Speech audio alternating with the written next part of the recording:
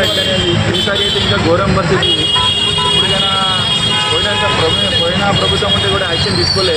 ఇప్పుడు కూడా same problem ఇది. అయినా ఇక్కడ ఎవరు పట్టించుకుంటలేరు. జనాలకి ఏంటంటే చాలా ఇబ్బంది అయిపోతుంది అక్కడ మొత్తం. ఈ వాటర్ కూడా చాలామంది బండ్లు ఖరాబ్ అవుతున్నాయి. ఎందుకని చాలా ఇబ్బంది పడుతున్నారు జనాలు. ప్రతి సంవత్సరం ఇట్లనే అవుతుందా? ఇది ఇప్పుడే అవుతుందా? ప్రతిసారి మొన్న ఈ ఒక నెల నుంచి ఇప్పుడు మనకి ఇక్కడ ఇప్పుడు గాంధీ గారు ఉన్నారు, వాళ్ళ కోసం మాట్లాడించేది ఉంటుంది.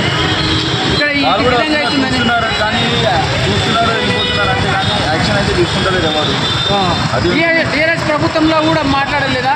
దీనికోసం వాళ్ళు ఎవరైనా వచ్చారు? అప్పుడు వస్తారు, వాళ్ళు కూడా చూస్తున్నారు. అదే ఎవరు యాక్షన్ తీసుకుంటలేరు. ఏం ప్రాబ్లం వచ్చింది.